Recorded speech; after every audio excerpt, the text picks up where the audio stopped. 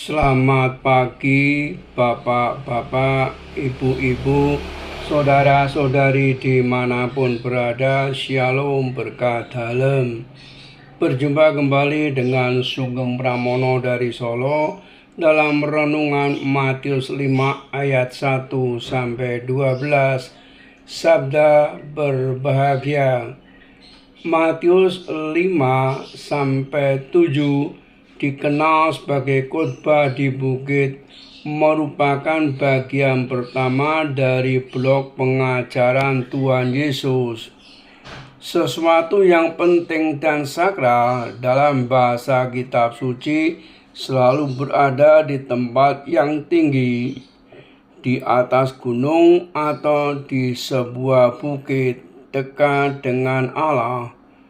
Dalam Matius 5 ayat 1 sampai 12, Tuhan Yesus menyampaikan sabda bahagia dari atas bukit, memperlihatkan betapa sabda bahagia yang disampaikan itu penting dan sakral.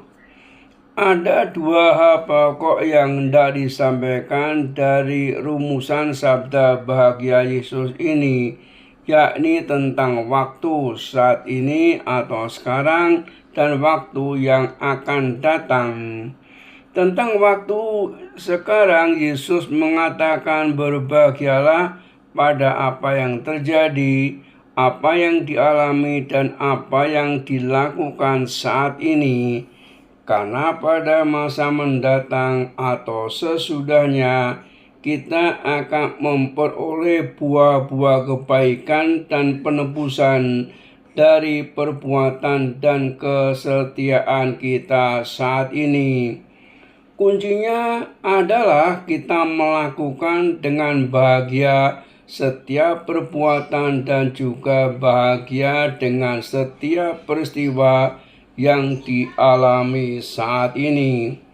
Menjalankan segala sesuatu dengan bahagia memotivasi kita melakukannya secara benar, sabar, penuh perjuangan apapun kesulitan yang dihadapi.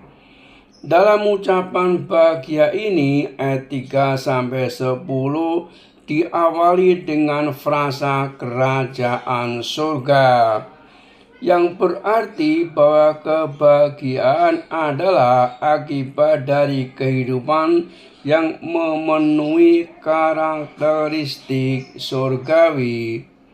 Tuhan Yesus mengajarkan para murid untuk menentukan kebahagiaan tidak menurut karakteristik dunia. Dunia mengenal kemiskinan jasmani, tidak mengenal kemiskinan rohani. Ayat 3, yaitu kesadaran bahwa kita sungguh-sungguh membutuhkan Tuhan.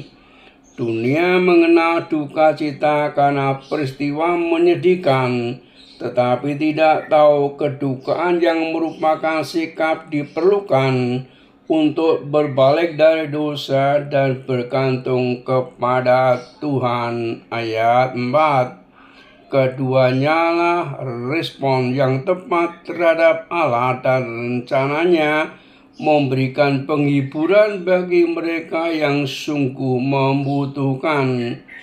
Karakteristik dunia penuh amarah disertai sikap kasar dan orang yang suka bermain kuasa. Sebaliknya, orang yang lemah lembut berbahagia karena ia memberi diri dikuasai Tuhan. Ayat 5, ia dapat menunjukkan kendalinya atas kemarahan pada waktunya karena kerendahan hati dan ketundukannya di hadapan Tuhan. Dunia tidak dapat mengerti kepuasan sejati yang dapat dari menerima kebenaran Tuhan dan membaginya kepada sesama. Ayat 6, kebahagiaan surgawi memiliki karakteristik memberi perhatian terhadap mereka yang sengsara. Ayat 7. Orang dunia merasa berbahagia jika kepentingannya terlayani, meskipun untuk itu orang lain teraniaya. Sebaliknya, kebahagiaan surgawi meliputi orang yang terus-menerus disucikan, sebab kondisi-kondisi bahagia yang diwujudkan dalam kehidupannya, sehingga ia dapat melihat Allah di tengah dunia. Ayat 8. Ia membawa damai kepada sesama manusia dan damai Allah ada di dalamnya. Ayat 9.